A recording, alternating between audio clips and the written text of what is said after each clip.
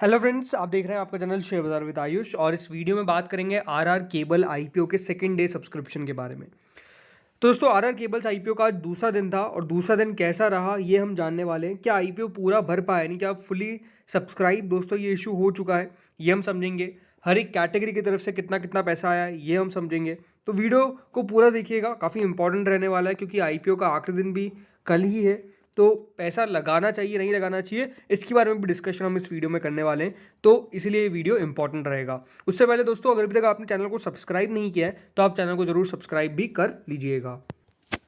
So friends, RR cable IPO का आज second day complete हो चुका है और अब इस आईपीओ का एक दिन और बाकी है। वो कौन सा है? कल का, यानी 15 सितंबर का। कल और इस आईपीओ के अंदर पैसा आप लगा सकते हैं 15 सितंबर को, और इस आईपीओ के अंदर आप पैसा जो है वो अपना लगा सकते हैं। 1035 रुपीज़ का इसका प्राइस बैंड है। डेफिनेटली काफ़ी लोग मुझसे पूछते हैं कि क्या ये 983 से 1035 के बीच में कोई सा भी लगा सकते हैं, तो उसको ऐसा नहीं होता है। कंपनी जो प्राइस बैंड रखती है उसमें कभी भी लोअर प्राइस बैंड का कोई मतलब नहीं रहता है, हमेशा अपर प्राइस बैंड पे ही शेयर्स जाते हैं। और जब आईपीओ ओवर सब्सक्राइब हो जाता है तब तो 100% इस पे जाते हैं। अदरवाइज अगर कभी आईपीओ थोड़ा सा अंडर सब्सक्राइब रह गया तो कंपनी एक बार ये ऑप्शन चूज कर लेती है, फिर जो बैलेंस पैसा होता है वो आपको वापस भेज देती है। लेकिन इसमें हुआ क्या है कि कंपनी ने अपने जो एंकर इन्वेस्टर्स है उनको भी 1035 पे दिया है। अगर कंपनी अपने एंकर इन्वेस्टर्स को 983 पे देती है तो मैं आपको कह देता कि 983 पे भी शेयर्स आपके जा सकते हैं। लेकिन कंपनी ने जब एंकर इन्वेस्टर्स को 1035 पे दिया है तो आपको भी 1035 पे ही मिलेगा, इस बात का आपको ध्यान रखना है। कुल मिला के आपको 14 शेयर्स मिलेंगे एक लॉट के अंदर। ये जो इशू है वो 1964 करोड़ का है, जिसमें से फ्रेश इशू है 180 करोड़ का और ऑफर फॉर सेल है बाकी का जो है करीबन 1784 करोड़ का।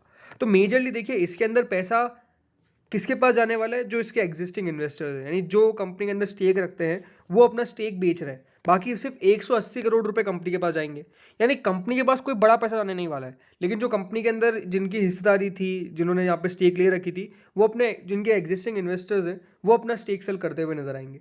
बाकी इसमें कंपनी ने अपने एम्प्लॉयज़ के लिए 98 रुपीज़ पर शेयर का भी डिस्काउंट रखा है, जो आप अवेल कर सकते हैं अगर आप आरआर केबल्स में काम करते हैं। तो आरआर केबल में अगर आप काम करते हैं तो आपके लिए 98 रुपीज़ पर शेयर का डिस्काउंट भी आपको मिल जाएगा।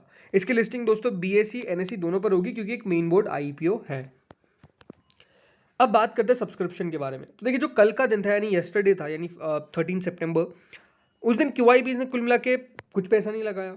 एचएनआईज ने करीबन 29% भरा था, रिटेल ने करीबन 37% भरा था, एम्प्लॉयज़ ने करीबन 59% भरा था, और कुल मिलाकर ये जो इशू था वो 25% भरा था। यानी पहले दिन ओनली 1/4 ये इशू भरने में कामयाब हुआ था। यानी पहला दिन जो था वो कुछ खास अच्छा नहीं था। और देखिए इशू का साइज़ काफ़ी बड़ा है। जो रिसेंट में आईपीओ आए हैं वो आपको एक बात पता है कि उनका जो साइज़ है वो काफ़ी छोटा है।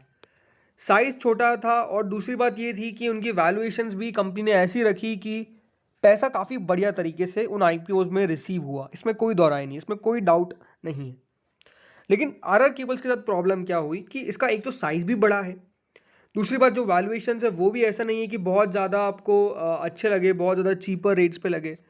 कंपनी ने बिल्कुल उस वैल्यूएशन पे अपना आईपीओ लेके आया जिससे हम कह सकते हैं कि थोड़ा और नीचे लेके आ सकते थे। बट ये था कि अगर इस लेवल पे भी लेके जाए तो कंपनी का भी कोई दोष नहीं है, क्योंकि जब भी याद रखिए, मैं हमेशा एक बात कहता हूँ कि जब भी ओएफएस बड़ा सारा आ रहा है, इसका मतलब ओएफएस में कौन है? वो एग्जिस्टिंग इन्वेस्टर्स है। अब कोई भी इन्वेस्टर है, फॉर एग्जाम्पल आप है या फिर मैं हूँ, मैं ये चाहूँगा ना कि मेरा शेयर सबसे अच्छे दाम पर जाए, और एग्जैक्टली वही देखने को मिलता है। ओएफएस में भी ऐसा ही है, कोई अपना नुकसान करके तो जाएगा नहीं, नुकसान के आप मान लीजिए फायदा जो है वो डेफिनेटली उसको और मल्टीपल बढ़ाना चाहेगा, और एग्जैक्टली वही होता है ओएफएस के अंदर। तो ये एक बहुत बड़ी प्रॉब्लम है जो मुझे लगता है, क्योंकि बड़ी कंपनीज जो होती है, अब देखिए आरआर केबल एक बहुत ही जाना माना रिनोड ब्रांड है पूरे केबल्स और वायर्स के अंदर। दूसरी बात मैंने आप जिनको नहीं पता है, इसका जो रेवेन्यू है वो भी लगातार सबसे बढ़िया तरीके से ग्रो किया है, और अपने आप में दोस्तों कंपनी ने अपने ब्रांड को काफ़ी बढ़िया बनाया है। और जो बाकी की कंपनीज है जो इसके पीयर कंपैरिजन में आते हैं, उनमें सबसे अच्छा रेवेन्यू आरआर केबल्स का रहा है, यानी इन्होंने ग्रोथ काफ़ी बढ़िया की है। दूसरी बात मार्केट शेयर इनके पास काफ़ी बढ़िया है। तो ये है कि कंपनी ने बहुत बढ़िया ग्रोथ की है। लेकिन क्वेश्चन यही निकल के आता है ना हमेशा कि मैं जो पैसा लगा रहा हूँ क्या मुझे लिस्टिंग गेन मिलेगा? बिकॉज पैसा आईपीओ में कौन लगाता है ज़्यादातर? वही जो लिस्टिंग गेन के लिए चाहिए। मतलब लॉन्ग टर्म के इन्वेस्टर्स तो गिने चुने आते हैं, लेकिन लिस्टिंग गेन वाले बहुत सारे आ जाएंगे। तो एग्जैक्टली वो ही हमेशा दोस्तों आईपीओ का ट्रेंड रहता है। अब दूसरा दिन कैसा रहा ये समझते हैं।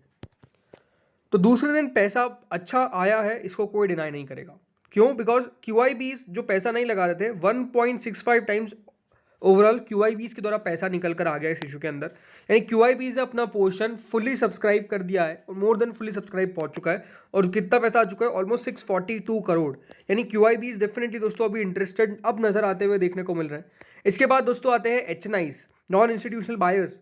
2.09 टाइम दोस्तों नॉन इंस्टीट्यूशनल बायर की कैटेगरी भी आज भरने में कामयाब हुई है। यानी HNIs का पोर्शन भी आज ओवर सब्सक्राइब हो गया, बेसिकली 2 गुना ये सब्सक्राइब हो चुका है। अब ये बड़ी बात है कि देखिए कल तक एक भी पोर्शन पूरा भरा नहीं था, लेकिन आज शुरुआत में ही जो 2 पोर्शन है जो इंपॉर्टेंट है वो पूरे भर चुके हैं।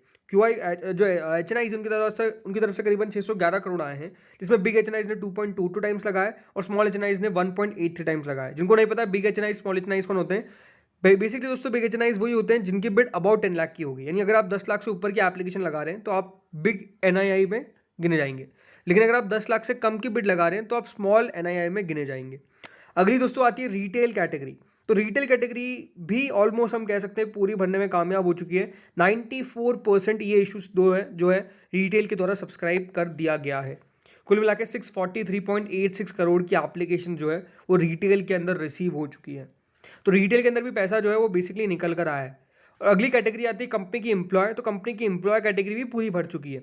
1.51 टाइम्स दोस्तों कंपनी की एम्प्लॉय कैटेगरी ने इस इशू को भर दिया है, जो करीबन 18 करोड़ के आसपास बैठता है वैल्यू। टोटल मिलाकर ये जो इशू है वो 1.39 टाइम सब्सक्राइब हो चुका है सेकंड डे। तो सेकंड डे जो सबसे इंपॉर्टेंट बात है वो यही है कि IPO फुली सब्सक्राइब हो चुका है। मेजरली 2-3 या फिर कह सकते हैं जो ऑलमोस्ट सारी कैटेगरीज है ऑलमोस्ट सारी बनने में कामयाब हो गई है, एक्सेप्ट रिटेल जो भी मात्र 6% बची हुई है जो हो जाएगी।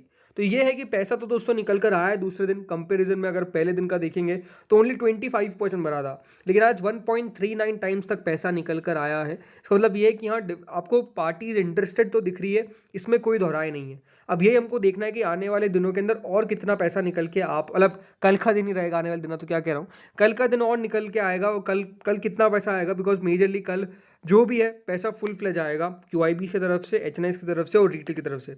फुल फ्लेज का मतलब यही है कि जिन लोगों को भी अप्लाई करना है वो कल तो अप्लाई कर ही देंगे। इसके बाद तो वैसे आपको होता है कि IPO क्लोज हो जाएगा। मेजरली मुझे देखना है कि QIBs के द्वारा कितना पैसा निकल के आता है, बिकॉज आई थिंक बड़ी कंपनीज के अंदर QIBs पैसा लगाते हैं और आई थिंक सेकंड डे में 1.65 टाइम्स लगा के आई थिंक एक हमारे मतलब ये एक अंदेशा भी आप कह सकते हैं कि QIBs पैसा लगा सकते हैं इस कंपनी के अंदर। एंड मेजरली लॉन्ग टर्म के लिए पैसा QIBs का काफ़ी बार आता है IPOs में, तो हमको यही देखना है। बाकी हाँ ये है कि 1.39 टाइम्स ओवरऑल ये IPO सेकंड डे सब्सक्राइब होने में कामयाब हो चुका है। अब आपका जो एक इंपॉर्टेंट क्वेश्चन बैठता है कि अप्लाई करना चाहिए अवॉइड करना चाहिए। देखिए सिंपल बात है, मेरा पर्सनल व्यू दे रहा हूँ मैं, कोई रिकमेंडेशन नहीं है। रिकमेंडेशन अगर आपको लेनी है तो आप अपने फाइनेंशियल एडवाइजर से लें। मेरा व्यू सिंपल है कि अगर आप इसमें पैसा लगाना चाहते हैं तो लगाइएगा with a view of longer term. अगर आपकी किस्मत हुई तो आपका लिस्टिंग गेन में पैसा बन जाएगा, लिस्टिंग पे पैसा बन जाएगा। लेकिन अगर दोस्तों मान लीजिए लक खराब है तो फिर आपको रखना भी पड़ सकता है। और रखना कब तक पड़ सकता है, मान के चलिए थोड़े समय 3-6 महीने के लिए, उसके बाद हो सकता है कि ऊपर भी चल जाए काफ़ी। लेकिन ये है कि अगर आप लगाने के बारे में सोच रहे हैं और आप सोच रहे हैं कि 100% क्या लिस्टिंग गेन होगा, तो उसकी कोई गारंटी नहीं है। रीज़न सिंपल है, बाजार का कुछ कह नहीं सकते। दूसरी बात, ग्रे मार्केट में जिस तरीके की गिरावट देखने को मिली है ये भी अपने आप में एक डर है। अब ग्रे मार्केट में देखिए एक्शन बहुत बार विपरीत भी होता है, हमने ये काफ़ी बार देखा है, तो वो भी है।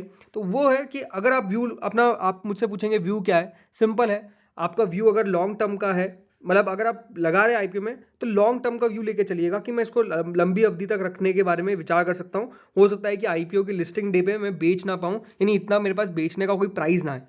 उस व्यू से आपको लगाना है तो लगा दीजिए, अदरवाइज अगर अवॉइड भी करेंगे तो कोई मेजर प्रॉब्लम नहीं है, राइट। अब बात करते हैं इसकी करंट ग्रे मार्केट के ऊपर। अब इसी ग्रे मार्केट का आप अगर एक्शन देखेंगे तो अपने आप में चौंक जाएंगे कि ये हो क्या रहा है। ग्रे मार्केट 90 रुपये आ चुकी है, मतलब एक समय पे दोस्तों इसकी ग्रे मार्केट 30% ऊपर चल रही थी, 30%। अब कितनी बची है, 8.70%। तो ग्रे मार्केट का एक्शन देख के तो अगर आप मुझसे पूछेंगे तो किस बेसिस पे लगाया जाए, बिकॉज लगातार डिप आ रहा है ग्रे मार्केट के अंदर, तो ये पॉइंट काफ़ी इंपॉर्टेंट है। अब मुझे आपका व्यू बताइएगा कि आप क्या चाहते हैं, इस IPO के अंदर पैसा लगाएंगे या फिर नहीं लगाएंगे। कमेंट सेक्शन में जरूर आपका आंसर दीजिएगा, या फिर आफ्टर लिस्टिंग बाय करने के बारे में अपने विचार बनाएं। इस वीडियो में इतना ही था। Thank you friends for watching this video.